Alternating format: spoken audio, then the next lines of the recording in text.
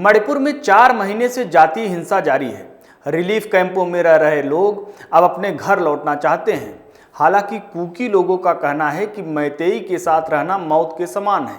इसलिए मणिपुर में एक अलग कुकी लैंड की राज्य की मांग जोर पकड़ रही है। 29 अगस्त से शुरू हो रहे विधानसभा सत्र में भी ये मुद्दा उठ सकता है।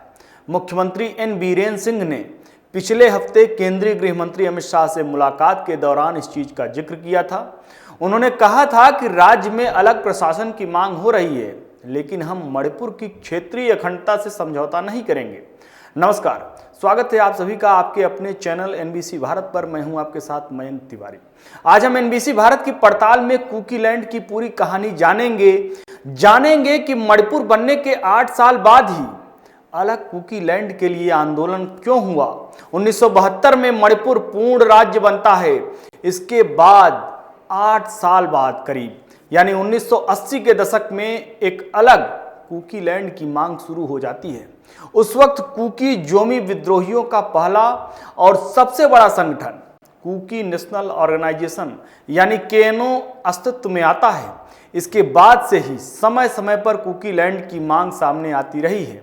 2012 में जैसे ही यह पता चला कि अलग तेलंगाना राज्य की मांग मान ली जाएगी, कुकी स्टेट डिमांड कमेटी यानी केएसडीसी संगठन ने कुकी लैंड के लिए आंदोलन का ऐलान कर दिया। केएसडीसी पहले भी समय समय पर हड़ताल और आर्थिक बंद का आह्वान कर रहा है, हाईवे को ब्लॉक करता रहा है और सामान को मणिपुर में आने से रोकता रहा है। मणिपुर में कुकी जनजातियां मुख्य रूप से पहाड़ियों पर रहती हैं। मणिपुर की कुल आबादी 28.5 लाख है। इनमें 30% कुकी हैं। चूरा चांदपुर इनका मुख्य गढ़ है। चंदेल, कांगपोकपी, तेंग नौपाल और सेनापति जिलों में भी उनकी बड़ी आबादी रहती है। मणिपुर 22,327 वर्ग किलोमीटर क्षेत्र में फैला हुआ है। केएसडीसी 60% से ज्यादा यानी 12,958 किलोमीटर क्षेत्र को कुकी लैंड बनाने की मांग करता है। कुकी लैंड में सदर पहाड़ियां जो 3 तरफ से इम्फाल घाटी को घेरे हुए हैं, कुकी वर्चस्व वाला चूरा चांदपुर, जिला चंदेल जिसमें कुकी और नगा आबादी रहती है, इसके साथ ही यहाँ पर नगा बाहुल, तमेंगलोंग और उखरूल के कुछ हिस्से भी शामिल हैं। केएसडीसी और कुकी जोमी समुदाय के लोगों का कहना है कि आदिवासी क्षेत्र अभी भी भारतीय संघ का हिस्सा नहीं है।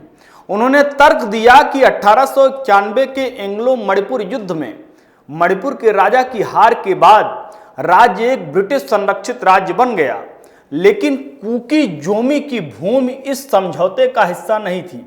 केएसडीसी ने यह भी कहा कि अलग देश की नगा मांग के विपरीत वह केवल भारतीय संघ के भीतर एक अलग राज्य की मांग कर रहा है।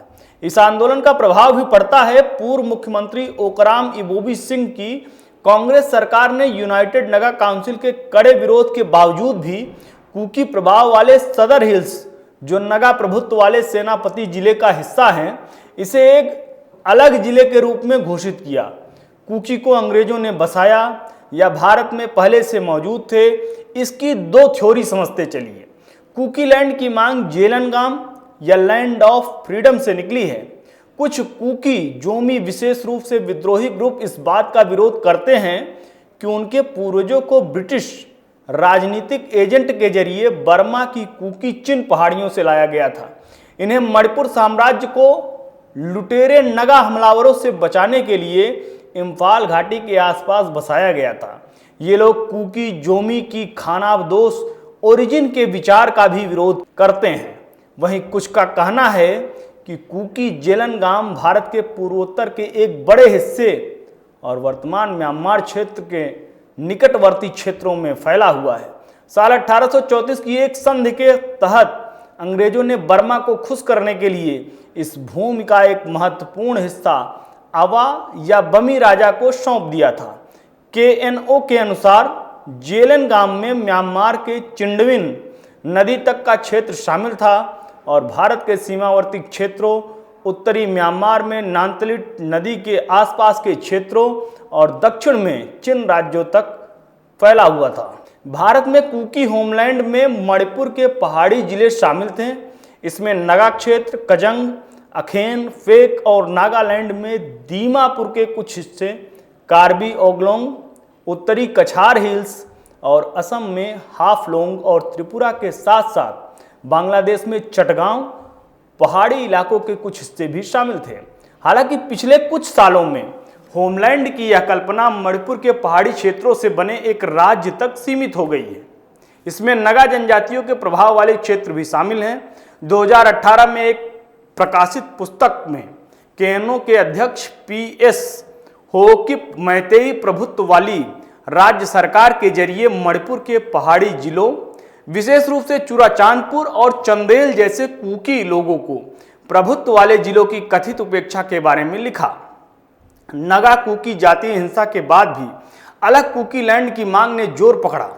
2018 में केएनओ के अध्यक्ष पीएस होकिप ने अपनी किताब the world of Kuki people में मणिपुर के पहाड़ी जिलों की कथित उपेक्षा के बारे में लिखा था। इसमें खासतौर पर मैतेई बहुल राज्य सरकार के जरिए चुराचांदपुर और चंदेल जैसे कुकी प्रभाव वाले जिलों का जिक्र किया गया था। होकिप ने यह भी आरोप लगाया कि नगा विद्रोही समूह दशकों से कुकी की जमीन हड़पने की कोशिश कर रहे हैं। 1993 के नगा कुकी जातीय हिंसा के बाद एक अलग कुकी लैंड की मांग तेज हो गई। केएनओ के मुताबिक इस दौरान 1000 से ज्यादा कुकी मारे गए, वहीं इससे कई गुना ज्यादा लोगों को विस्थापित होना पड़ा। केएनओ ने आरोप लगाया है कि मैतेई उस समय कुकियों की मदद के लिए नहीं आए। उस वक्त मणिपुर में तैनात भारतीय सेना के 57 माउंटेन डिवीजन के मेजर जनरल AK सेनगुप्ता ने कहा था कि हालात बेहद गंभीर है, स्थानीय लोग उग्रवादियों से मिले हुए हैं, यही वजह है कि हिंसा रोक पाना मुश्किल है।